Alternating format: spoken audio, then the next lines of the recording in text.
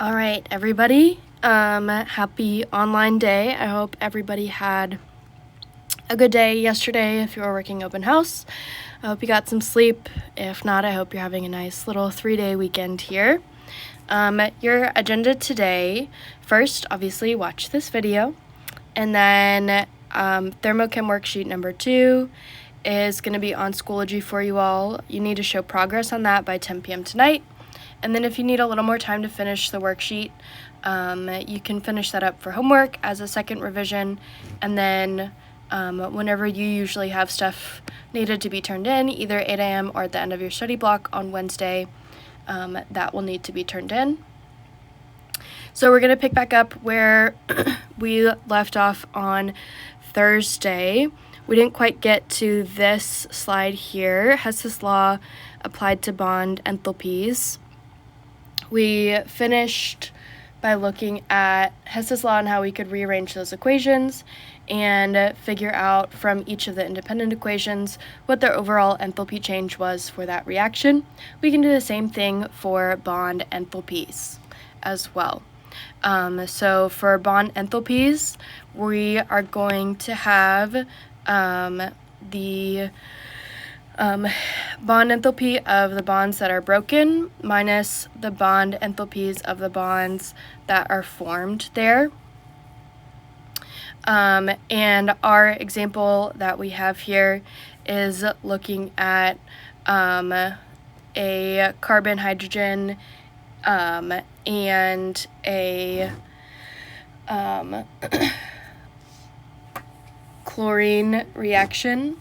So here we have HCH3, which is a gas, and then chlorine molecule, and it's going to ClCH3, which is also a gas, and HCl as a gas. And what we want to know is the enthalpy change for this reaction. So we can look at here the bonds that we have that are breaking for the carbon-hydrogen here, the bonds breaking for the chlorine here, the bonds forming for the chlorine and carbon, and then the bonds forming for the hydrogen and the chlorine. These values are values that you would have given to you, and then we plug them in, and here we would solve -104 kilojoules. Again, similar process there where we can look at that application of Hess's law, bonds broken minus bonds formed.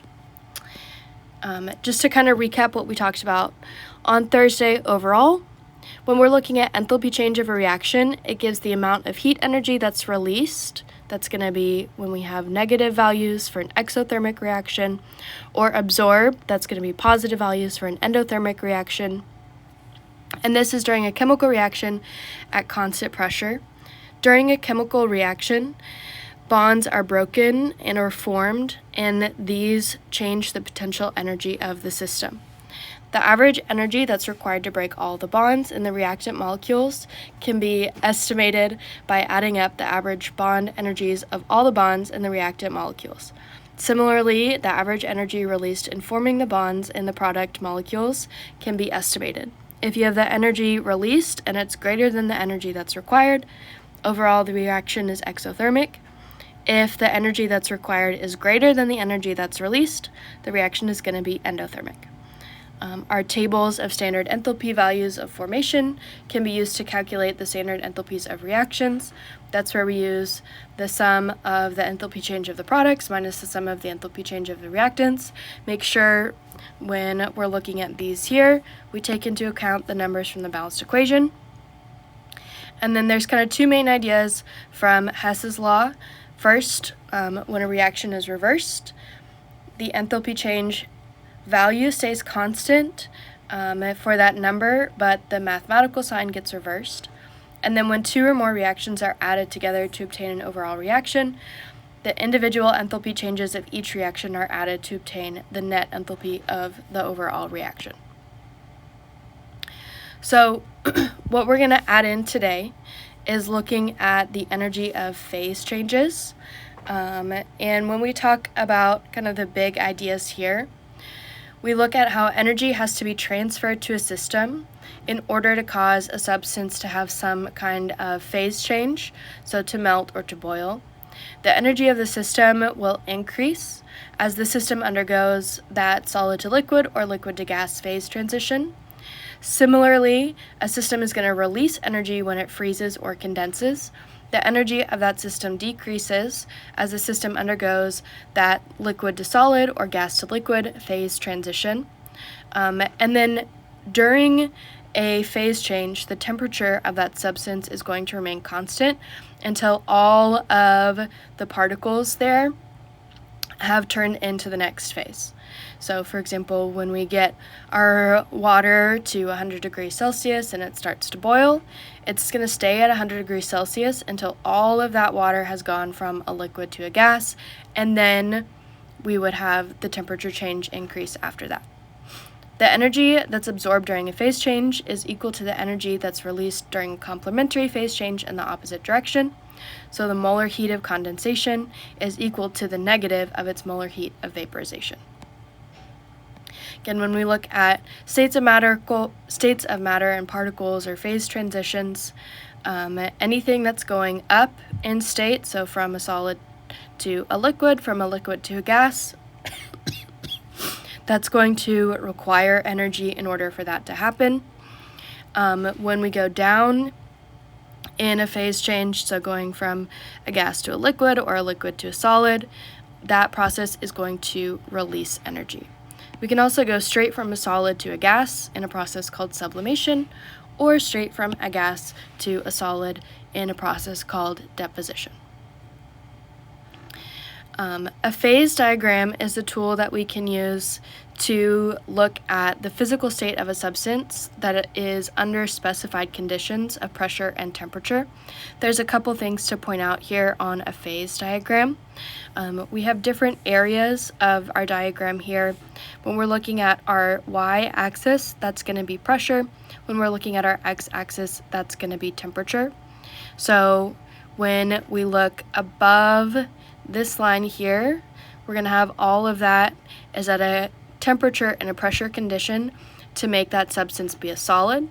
When we're looking below that line here, we're going to have the temperature and the pressure conditions causing that substance to be a gas down here. And then up at the top, in between those lines, that's where we would find our liquid.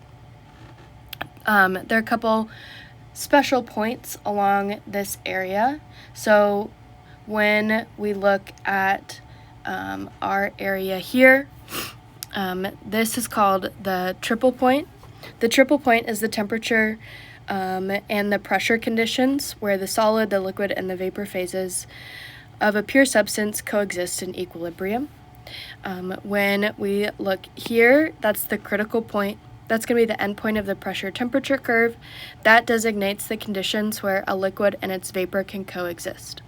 We can also see here, this marks the melting point, this marks the boiling point, and really what this looks at is looking at the temperatures and pressures that are required for those liquid to gas, solid to liquid, and solid to gas phase transitions for substances. When we look at phase changes, every phase change is going to be accompanied by a change in the energy of the system. For example, if we look at a solid, the particles are in more or less fixed positions with respect to one another, and those are closely arranged to minimize the energy of the system. As the temperature of the solid is going to increase, the particles vibrate about their equilibrium positions with increasing energetic motion. When the solid starts to melt, the particles move a little bit more freely relative to one another, and that is going to mean that their average kinetic energy is going to increase. Like we've looked at before, using our equation Q equals mc delta T, you can figure out the heat that is involved in these processes by using that specific heat equation. We're going to rearrange it and solve for heat. One thing to note here is that specific heats of substances often change with state of matter. So that number we've been using, the 4.184 joules per gram degree Celsius, that's specific to water when it's a liquid. We can also have water when it's a solid and water when it is a gas. When we look at the enthalpy of phase changes, there are a couple different processes there. When we look at melting, we really call that fusion. So when you see delta H FUS, that's the enthalpy of fusion. That's for that melting process.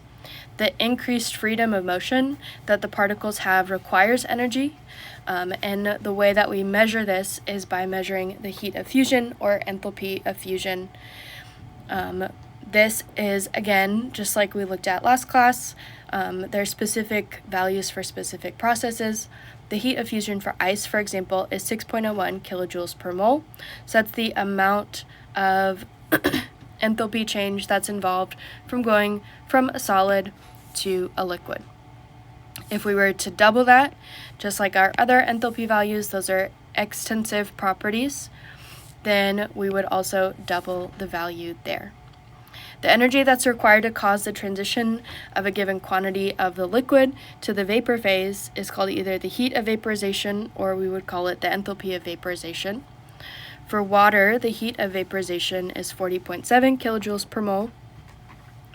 And again, that's the enthalpy change that's involved from going from a liquid to a gas. For water here, again, if we were to double that and have 2 moles instead of 1, because that's a per mole value, we would double the amount of the energy that's involved in that process. The energy that's absorbed during a phase change would be equal to the energy that's released during a complementary phase change in the opposite direction. So when we're talking about the molar heat of condensation of a substance, that would be equal to the negative of its molar heat of vaporization. When we look at a phase diagram here, here we've got energy for our processes on the x-axis and temperature on the y-axis. And what this looks at is here for water, for example, we can mark the energy that it takes to get a substance from a certain given temperature up to its melting point. And then we can watch as it goes from the melting point to the boiling point as well. Now what we have here, we have a line like this, and then a line that goes straight across. What we have here is the amount of energy that's involved in getting all of this solid up to the melting point there. So we can figure that out by finding what Q equals mc delta T is for a certain mass of a solid, and how we're going to get from this temperature up to, for water for example, 0 degrees Celsius. So that's that angled line here is looking at the temperature change there. Now you'll note from this point to this point, we have a straight line that goes across. That's what we talked about earlier, where we said here that the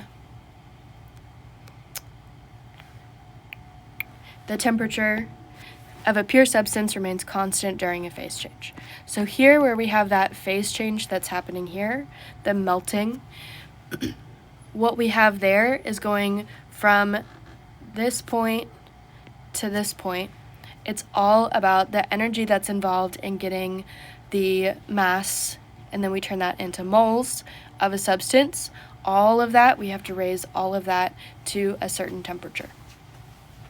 Then we look from our point over here and look at the temperature change between 0 degrees Celsius and 100 degrees Celsius, again for water, that's going from the melting point to the boiling point.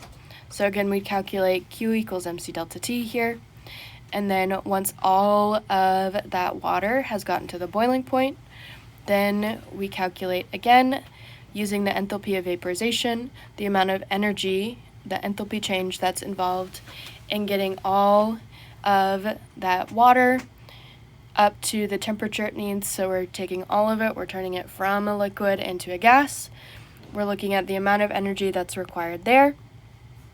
And then if we continue raising the temperature, maybe let's say here we go up to 200 degrees Celsius, we could then calculate Q equals mc delta T for that area as well. M being the mass of whatever water we have, C being the specific heat for water as a gas, and then that change in temperature here, if we're at 100 degrees up to 200 degrees. So this is what a common question would look like here for that phase change process. Calculate the energy required to heat 500 grams of ice at negative 30 degrees Celsius up to 270 degrees Celsius. So our process here, what we need to look at is kind of in chunks here. So we start at negative 30 degrees Celsius. We're going to raise that up to 0 degrees Celsius. And for this process in here, we're going to find the Q, where Q equals mc delta T. This is the value of C we're going to use here. The change in temperature here would be negative 30 degrees up to 0 degrees, so that 30 degree change. And then our mass of water there is going to be the 500 grams. So that's what we have first, where we have our change in temperature. Once the temperature stops changing, what we do here is we figure out for the amount of water that we have, how much energy is it going to take for all of that water to go from being in that rigid structure. So when we think about an ice cube, it looks like this. We need to get all of that turned into a liquid. So this point here shows us how much energy, or what the enthalpy change is involved in getting all of those solid particles turned into liquids. We're not changing the temperature at that point. We're just looking at the moles we have multiplied by the enthalpy of fusion for that value. Once we've turned all of that into a liquid, then we can start heating up again. We'll repeat that process of Q equals mc delta T here, figure out what the Q value is. And then once everything gets to 100 degrees Celsius, then we have to figure out how much energy does it take to turn all of that sample from a liquid into a gas. So we got to get all of those particles from moving from a liquid up to a gas. Once we figured out the energy involved there, then we're still going to go up from 100 degrees Celsius to 270 degrees Celsius. Again, we're going to use that Q equals mc delta T step there. I'm going to give you all a moment here if you want to pause and try to practice working this one out on your own. And then I will show you all how I would work it out up at the top. So pause it here, try to figure all that out, and then we'll go through it together.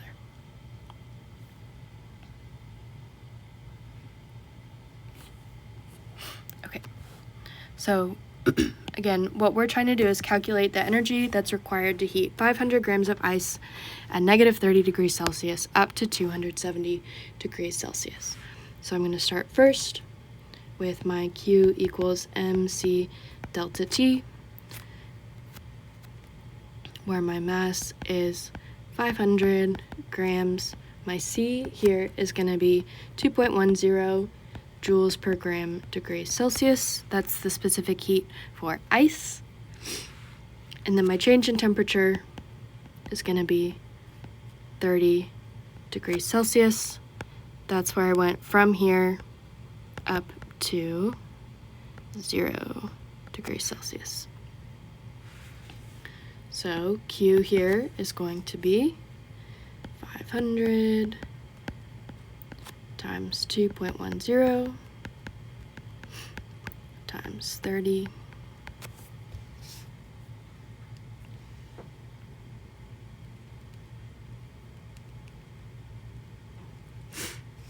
so we would have 31,500 joules.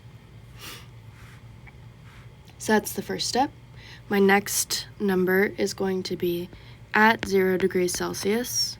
We're going to find the enthalpy of fusion here. So I need to know super quick how many moles of water this is. So 500 times 18.02, 1 mole gives me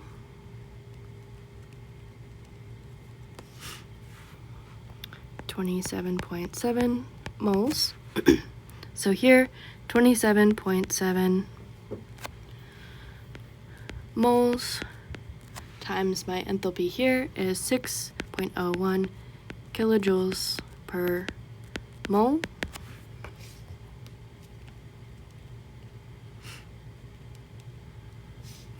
So we have here 166 kilojoules.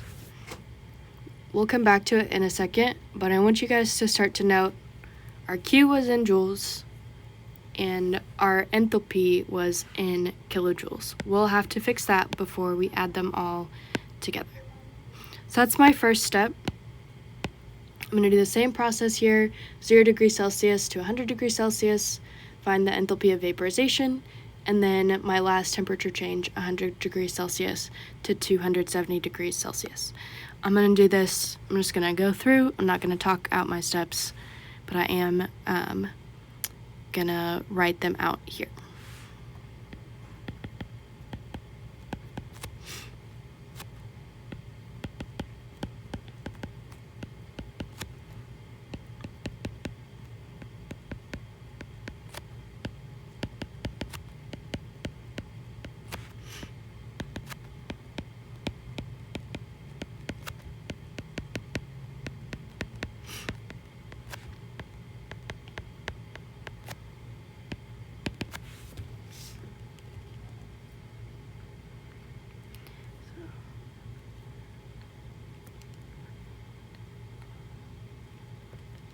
So I've got 209,000 joules here. And then I'm going to do my enthalpy of vaporization here. Same amount of water, so still 27.7 moles. And my enthalpy of vaporization is 40.7 kilojoules for every 1 mole, which gives me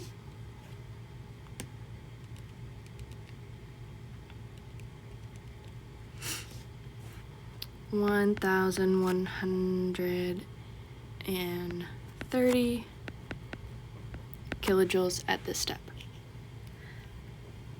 My last one I need to do is another Q equals MC delta T. I'm going to do that for my last heating, which is from 100 degrees Celsius to 270 degrees Celsius. So M is still 500 grams. C here for steam, 2.00 joules per gram degrees Celsius. Change in temperature, 170 degrees Celsius.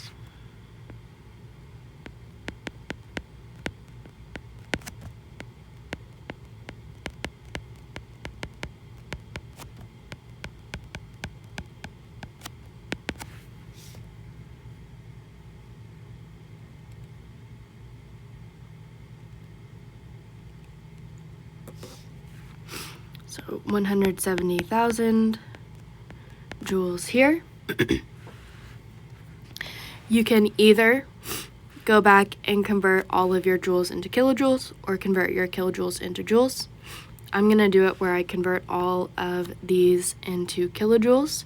To do that, it's just whatever that number is divided by 1,000. So here this would be 1,700 kilojoules. If I want to be specific about my sig figs here, 1.7 times 10, oh nope, 0.70 times 10 to the third kilojoules. And then over here, I would have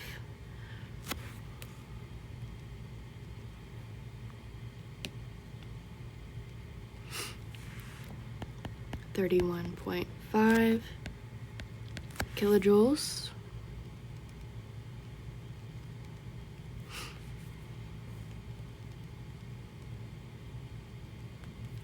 And here I have 209 kilojoules.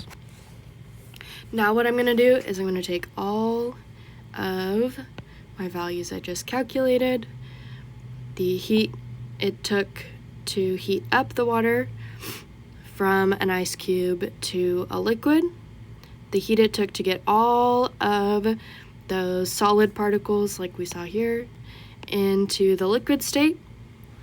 Then next I had all of the heat it required to get from 0 degrees Celsius to 100 degrees Celsius, the heat it took to get all of those liquid particles turned into gases, and then here I have the amount of heat it took to get from 100 degrees Celsius to 270. So I need to add all of those together to find my overall enthalpy. So I'm going to have my enthalpy change here. It's going to be 31.5 kilojoules plus 166 kilojoules plus 209 kilojoules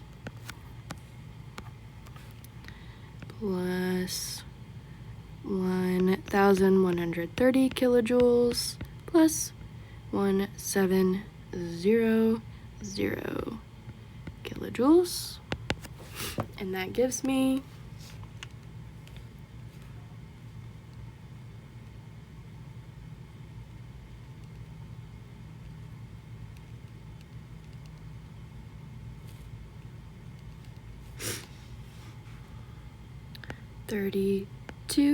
36.5. Because everything else was a whole number, I'm going to round that up. No numbers past the decimal place. 3237 kilojoules is how much energy it takes to get 500 grams of ice at negative 30 degrees Celsius all the way up to 270 degrees Celsius. So again, we have to take into account here what it takes to heat it up to that temperature change, what it takes to get all of the particles going from one state to another, heat for the temperature change, heat for the particles to move, and then heat for the temperature change here. That's it for the rest of our notes. So you guys have everything you need to be able to go ahead and work on Thermochem worksheet number 2. I'm around until 3 today if you all have any questions, or you can come find me on any of them that you still need some help with sometime in the building tomorrow. I hope you guys have a great rest of your day. I will see you all later.